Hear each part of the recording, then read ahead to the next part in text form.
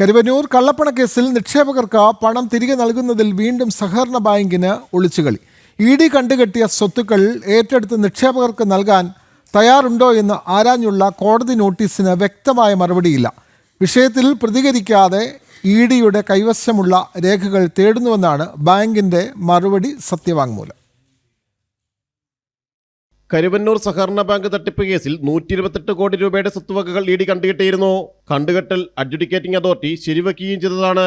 കണ്ടുകെട്ടിയ സ്വത്തുക്കൾ ഏറ്റെടുത്ത് നിക്ഷേപകർക്ക് നൽകണമെന്നാവശ്യപ്പെട്ട് ബാങ്കിൽ പണം നിക്ഷേപിച്ച് വഞ്ചിക്കപ്പെട്ട നിക്ഷേപകർ വിചാരണ കോടതിയെയും സമീപിച്ചിരുന്നു. ഇതിനെ എതിർക്കാതിരുന്ന ED തങ്ങൾ കണ്ടുകെട്ടിയ സ്വത്തുക്കൾ കരുവന്നൂർ ബാങ്കിന് ഏറ്റെടുത്ത് നിക്ഷേപകർക്ക് കൈമാറാമെന്ന് വ്യക്തമാക്കുകയും ചെയ്തു. തുടർന്ന് കരുവന്നൂർ ബാങ്കിന് കഴിഞ്ഞ മാർച്ചിൽ നൽകിയ നോട്ടീസിനുള്ള മറുപടി സത്യവാങ്മൂലത്തിലാണ് വീണ്ടും ഒളിച്ചുകളി. കോടതി ആരാഞ്ഞ വിഷയത്തിൽ സ്വത്തുക്കൾ ഏറ്റെടുക്കാമെന്നോ ഏറ്റെടുക്കില്ലെന്നോ മറുപടി നൽകാതെ EDയോട് ചില രേഖകൾ ആവശ്യപ്പെട്ടുള്ളതാണ് മറുപടി സത്യവാങ്മൂലം.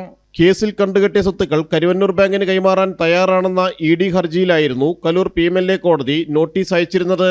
ഇതേ വിഷയത്തിൽ ED അയച്ച മെയിലുകളോട് ബാങ്ക് പ്രതികരിച്ചിരുന്നില്ല. കള്ളപ്പണക്കേസിൽ CPMന്റെ സ്വത്തും ED കണ്ടുകെട്ടിയിരുന്നു.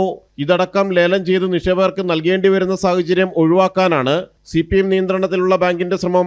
സങ്കീർണവും നിയമപ്രശ്നങ്ങളുള്ളതുമാണ് കണ്ടുകെട്ടിയ സ്വത്തുക്കൾ ഏറ്റെടുക്കുന്നതും ലേലം ചെയ്ത് പണമാക്കി നിക്ഷേപകർക്ക് കൈമാറുന്നത് എന്നുമാണ് ബാങ്കിന്റെ വാദം. ജനം, കൊച്ചി.